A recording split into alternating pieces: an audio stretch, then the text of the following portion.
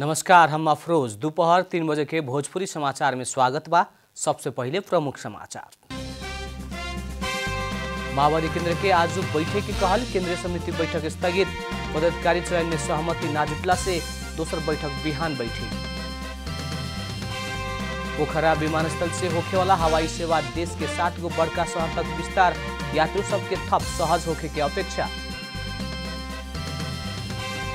बांके के नेपालगंज स्थित कारागार में क्षमता से ज्यादा कैदी बंदी रखला से समस्या। रोग सब फैले के खतरा के साथ सुविधा से भी वंचित।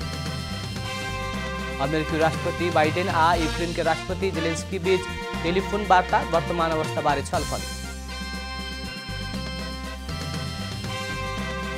पांचवा मुख्यमंत्री Sudurpashchim Khaptad gold cup football प्रतियोगिता में आज फ्रेंड्स आ कैमरून के क्लब भिड़ रहा।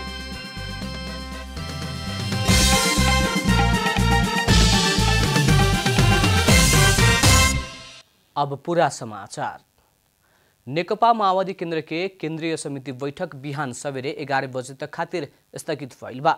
सांगठनिक संरचना के पूर्णता देवे के अपेक्षा कई माओवादी केंद्र के आजू खातिर तय भइल केंद्रीय कमिटी के बैठक बिहान सवेरे 11 बजे तक खातिर स्थगित भइल है।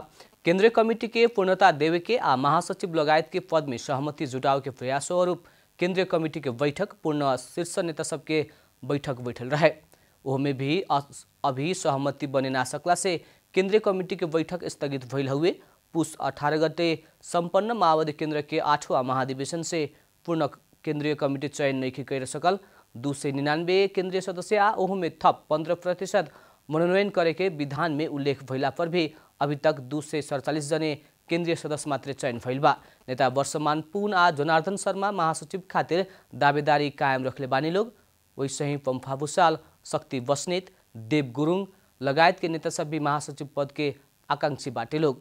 महाधिवेशन संपन्न भइला बाद पुस 19 गते बैठल केंद्रीय कमिटी के बैठक से पुष्पकमल दाहाल के अध्यक्ष घोषणा कर चुकल बा। सरकार कोविड-19 के संक्रमण दर घटला पर भी जोखिम कायमे रहला से जनस्वास्थ्य के मापदंड अपनावेला आग्रह कैले बा। देश में पिछला हफ्ता तक में कोविड-19 के संक्रमण दर, अस्पताल भरना के दर आ संक्रमित होके मृत्यु होखे वाला के दर में कमी आइल स्वास्थ्य तथा जनसंख्या मंत्रालय के सहायक प्रवक्ता डॉक्टर समीर अधिकारी बतौले बानी। डॉक्टर अधिकारी तीव्र रूप में कोविड-19 विरुद्ध के खोप अभियान संचालन भइला से भी संक्रमण दर में कमी आइल उल्लेख कैने। अफ्रीकी देश सब में खोप अभियान कम संचालन भइला से ओह देश सब से कोविड-19 के नया वेरिएंट सब जन्म सके के भइला से अभी भी संक्रमण के जोखिम ना टरल वहां के बताउने।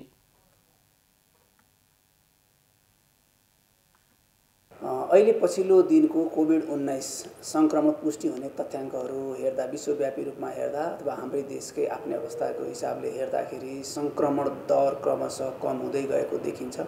हामी कहाँ पछिल्लो हप्ताहरूको संक्रमण दर, अस्पताल भर्नाको दर, कोभिड-19 संक्रमित भएर मृत्यु भएको तथ्याङ्क, यी सबै कुराहरू हेर्दा तुलनात्मक रूपमा सहज हुँदै गएको भन्न सकिन्छ। आए वाला दिन में हो सके वाला संभावित जोखिम आ संक्रमण से बचे खातिर बीतल दिन जैसन ही कड़ा रूप में जनस्वास्थ्य के मापदंड पालना करेला जोड़ देहनी। भविष्यमा आउन सक्ने नयाँ संक्रमणको रोकथाम गर्न, फैलिन नदिन, संक्रमण आउन नदिन र अरू किसिमका कुनै पनि संक्रामक रोगहरू यही माध्यमबाट यस्तै तरिकाले फैलिने खालका छन् भने पनि त्यो फैलावट रोक्न, संक्रामक रोगहरू रोकथाम गर्नलाई अहिले लिइरहेको सावधानीहरू, जनस्वास्थ्यका मापदण्डहरूको सावधानी एकदमै बढी सान्दर्भिक र महत्त्वपूर्ण हुन्छ। यसलाई निरन्तरता दिनु। सहायक प्रवक्ता डॉक्टर अधिकारी कोविड-19 के नया वेरिएंट आइल खंड में भी खोप और जनस्वास्थ्य के मापदंड ही जोखिम कम कर सकेका अवस्था रहल बताउने। वहाँ के संक्रमण दर घटला संगे ही मंत्रालय से करेवाला सब प्रकार के स्वास्थ्य संगे संबंधित काम सब पूर्ण रूप में सुचारू भइल भी जानकारी कराउने। पोखरा विमानस्थल से होखेवाला हवाई सेवा देश के 7 गो बड़का शहर तक विस्तार भइल बा। निजी क्षेत्र के अग्रणी वायु सेवा कंपनी बुद्ध एयर पोखरा के 7 गो बड़का शहर में हवाई संचालन मार्फत दौड़ लखुए। बुद्ध 7वां शहर के रूप में शनिचर के पोखरा जनकपुर सीधा उड़ान शुरू कैला बाद मध्य प्रदेश के पहुँच सहज भइल बा। बुद्ध से हफ्ता के 3 दिन पोखरा जनकपुर रूट में उड़ान करे के बताउल गइल बाटे।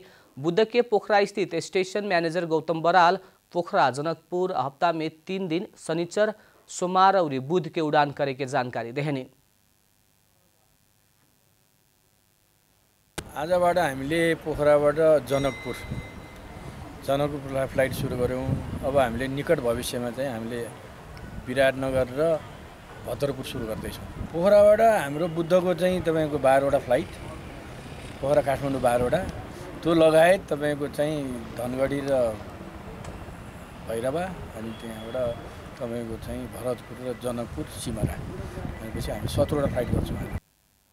बुध के पोखरा जनकपुर के पहल का उड़ान में गंडकी प्रदेश के मुख्यमंत्री कृष्णचंद्र नेपाली पोखरेल सहित के टीम जनकपुर गए रहे। पोखरा जनकपुर के उड़ान में प्रति यात्रु सबसे ज्यादा 9,360 और सबसे कम 41 रुपया भाड़ा तोकल गई बा। पोखरा जनकपुर 50 मिनट के हवाई यात्रा होके के बराल जानकारी कराउने। भोजपुरी समाचार में अब छोट विश्राम।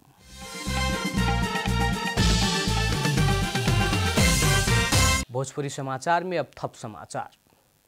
पोखरा विश्वविद्यालय से मान्यता प्राप्त बालकुमारी में अवस्थित rich college of management and engineering में अध्ययन विभिन्न संकाय के विद्यार्थी सब दीक्षित फैल बाटे। रिच कॉलेज के ऑफ मैनेजमेंट एंड इंजीनियरिंग से इतवार के पोखरा विश्वविद्यालय के उपस्थिति में 17वां दीक्षांत समारोह तथा स्वागत कार्यक्रम संपन्न कैले बा। पोखरा विश्वविद्यालय से तो कल निर्धारित समय अवधि पूरा करके विभिन्न संकाय में स्नातक उत्तीर्ण कैल विद्यार्थी सबके सम्मान के साथ विदाई कैल गई है।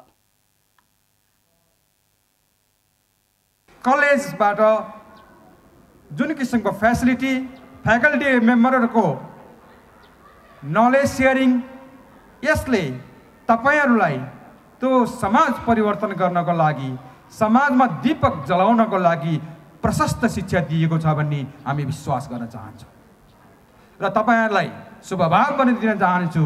तपाईहरु भविष्यमा समाजको दीप जलाउनुहोस्, लाइटनिङ गर्नुहोस्, आफू मात्रै बन्ने हैन, अरूलाई पनि बनाउनुहोस्। नेपाल में आर्जन कैल शिक्षा नेपाल में सदुपयोग कर सके, नेपाल में दक्ष जनशक्ति के अभाव होके ना देव के और देश विकास में मदद पुगे के सरकार वाला सब बतौले बा।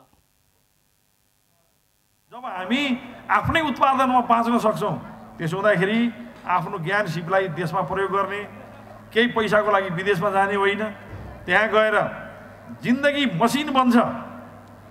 यहाँबाट जानेले सजिलोमा ऋणमा चाहिँ घर पाउँछन्, गाडी पाउँछन्, सुरुमा सित्तै पाए जस्तो लाग्छ, तर त्यो तिर्दा तिर्दा तिर्दा जिन्दगी समाप्त हुन्छ, तिरेर भ्याइदैन। विद्यार्थी सब उच्च शिक्षा हासिल कैला बाद शिक्षित जनशक्ति के स्वदेश में ही परिचालन करके रोजगार सृजना कर सकला पर देश अपने में सक्षम होके के प्राध्यापक लोग बतौले बा। बाकी के नेपालगंज स्थित कारागार में क्षमता से बेसी कैदीबंदी रखला बाद थप समस्या खड़ा भइल बा। 350 जन के क्षमता रहल कारागार में तेब्बर कैदीबंदी रखला से समस्या भइल है। 350 जने के क्षमता रहल बांके के नेपालगंज कारागार में 814 जने कैदीबंदी रखला बाद उ लोग के विभिन्न सरुआ रोग सब के सामना करे के पड़ल और न्यूनतम सुविधा समेत मिले से वंचित भइल बाटे लोग। बहुते कैदीबंदी के चाप के चलते नया कारागार भवन निर्माण काम में भी समस्या देखा पड़ल नेपालगंज कारागार के जेलर राजकुमार सोनकर बतौले बानी। उहाँ के क्षमता से बेसी कैदीबंदी के चलते खुजली लगायत के पाटे वाला बीमारी के समस्या और शौचालय के समस्या हो रहल भी बताउनी है।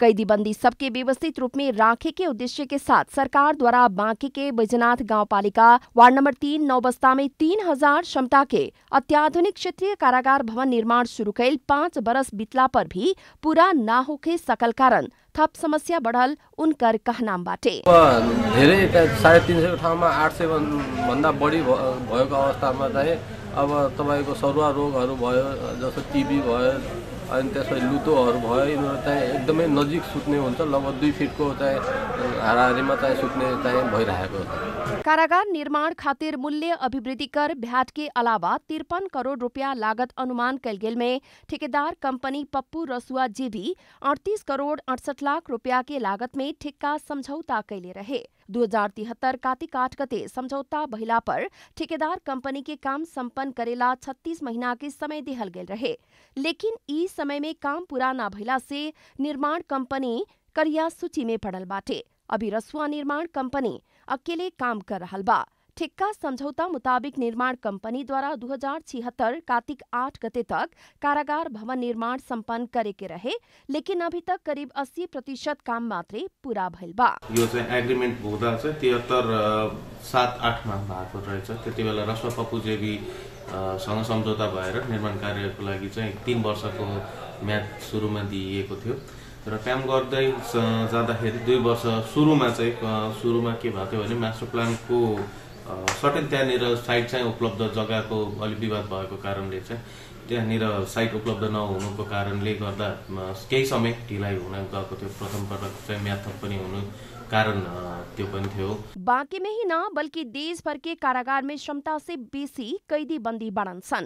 कारागार व्यवस्थापन विभाग के पिछला तथ्यांक मुताबिक देश भर के कारागार की क्षमता करीब 16,000 के बाटे।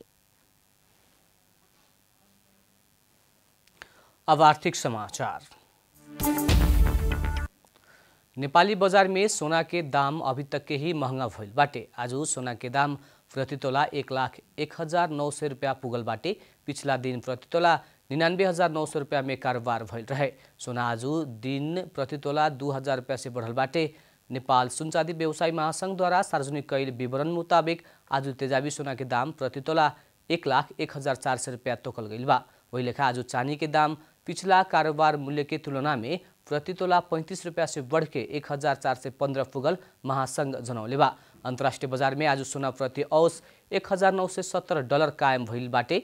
विश्व बाजार में सोना चांदी के भाव बढ़ल मुताबिक ही नेपाल के बाजार में भाव बढ़ल बा। भोजपुरी समाचार में अब छोट विश्राम।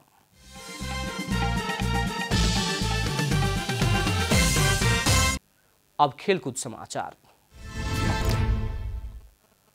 5वां मुख्यमंत्री सुदूरपश्चिम खप्टड गोल्ड कप फुटबॉल प्रतियोगिता में आज एगो खेल हो रहा बा। धनगढ़ी रंगशाला में हो रहा खेल में फ्रेंड्स क्लब आ कैमरून के एवेनिर फुटबॉल क्लब बीच प्रतिस्पर्धा हो रहा बा। खेल अभी जारी बाटे। दोनों टीम आज एक दूसरा के हरा के दोसर चरण में पुगे के चाहत बाटे। आयोजक सुदूरपश्चिम 11 स्पोर्ट्स क्लब धनगढ़ी आयोजना कैल प्रतियोगिता में 10 गो टीम शामिल रहे। प्रतियोगिता के विजेता 21 लाख नगद प्राप्त करे। उपविजेता टोली 10 लाख नगद प्राप्त करे। प्रत्येक खेल के मैन ऑफ द मैच के 10,000 रुपया मिले के आयोजक जनौले बा। अंत में प्रमुख समाचार फिर एक बेर। माओवादी केंद्र के आज बैठक के कहल। केंद्रीय समिति के बैठक स्थगित। पदाधिकारी चयन में सहमति न जुटला से दूसर बैठक बिहान बैठी। पोखरा विमानस्थल से होखे वाला हवाई सेवा देश के 7 गो बड़का शहर तक विस्तार। यात्रु सबके थप सहज होखे के अपेक्षा। बांके के नेपालगंज स्थित कारागार में क्षमता से ज्यादा कैदी बंदी रखला से समस्या। रोग सब फैले के खतरा के साथ सुविधा में भी वंचित। अमेरिकी राष्ट्रपति बाइडेन आ यूक्रेन के राष्ट्रपति जेलेंस्की बीच टेलीफोन वार्ता।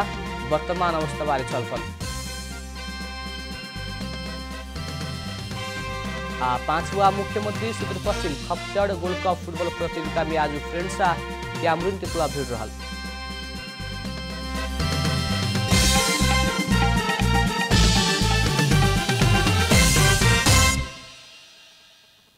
भोजपुरी समाचार अभी खातिर इतना ही। जनता द्वारा जनता खातिर प्रसारित जनता टेलीविजन देखत रहे। प्रणाम।